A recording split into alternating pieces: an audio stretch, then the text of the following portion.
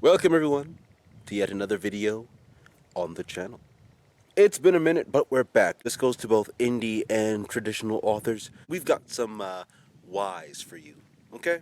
More specifically pertaining to certain tropes, usually overused, that seem to permeate a lot of today's fiction / fantasy side of things. So, why?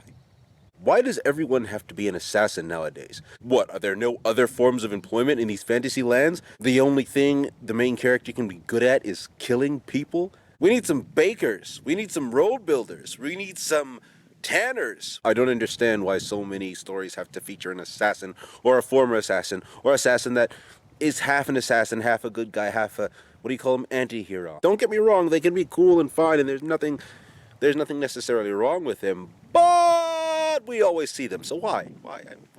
How come beer and mead and ale are the only strong drinks that fantasy characters drink? I know they sometimes drink wine, but have none of these guys ever heard of plum wine, rum chata, rum, besides, them being pirates or something like that? If they're pirates, they drink rum. Why are adventurers always woe-begotten? As in, why does something always have had to befall them in the past to make them what they are as it relates to the story?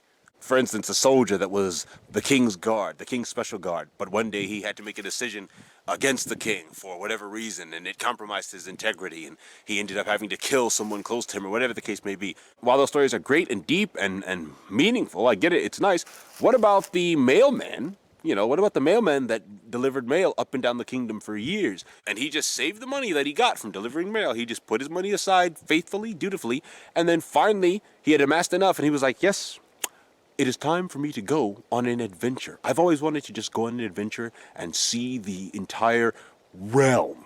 And now I have enough money to do so using my mailman salary. I'm going to go on an adventure and slay dragons and ride trolls and all that good stuff. What about those people's stories? How come there's never, or hardly ever anyways, a main character that just goes on an adventure just for the adventure of it? I mean, after all, that's why we want to go on adventures. We like going on adventures, or want to go on adventures anyway, just for the adventureness of it. Adventureness.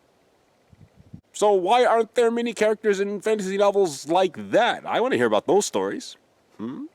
Why are so many, not all, why are so many female leads in so many of these novels, especially some of these new age fantasy novels? Why are they all so repulsive?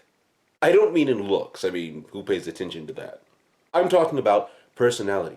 Why are so many of these female lead characters so snotty, snobbish, rude to the other characters around them? Especially the ones that are supposed to help them in some way or train them or something, or even just be their companion. Why are they always so rude and mean and nasty to these characters? I don't understand it. And then we're supposed to empathize and sympathize with these leads, and they treat every other character around them, every other main character, like dirt.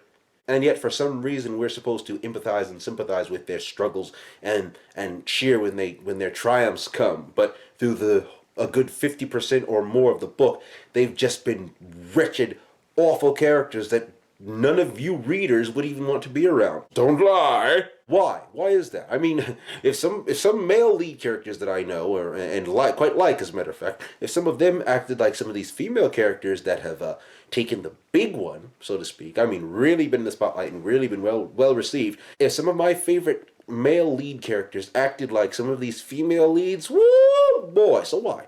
Why is that, authors? Why? How come no one ever talks about Pollen and the sinister effects thereof? Are we all seriously going to sit here and pretend that Pollen is not a #1 villain to the protagonist, for instance?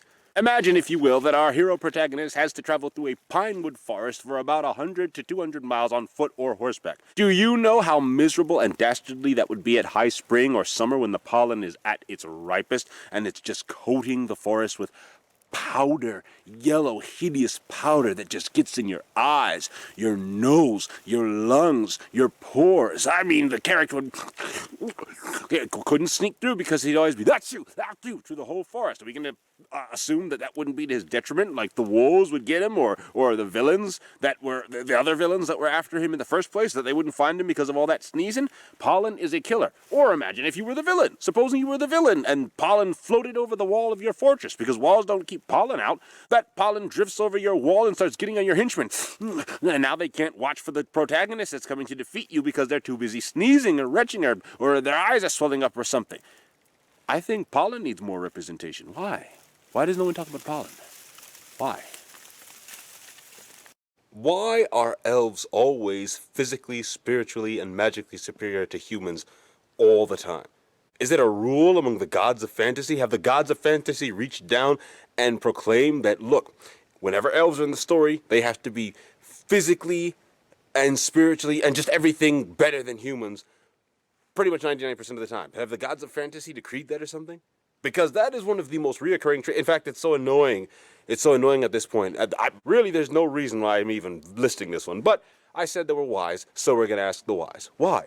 Why do elves always have to be better than humans for some reason? Not only are they better physically, as in strength-wise, but they're also more beautiful. They always look better than humans. They're always more, oh, the beauty of the elves is unmatched. Oh, the dwarves are uncouth, and the humans just don't cut it. But those elves are always, Why? Why do the elves always have to take the cake? Why are the elves always the best? And while we're at it, why do the main characters always have to fall in love? Why do the two main protagonist characters always fall in love? Now, don't get me wrong. I like romance as much as the next Hobbit. But when you can see it coming from a mile away and in an annoying way, and when it's something that you can always expect from a type of novel that you read, it becomes a bit grainy and granulating on the reader's soul. I'm just saying.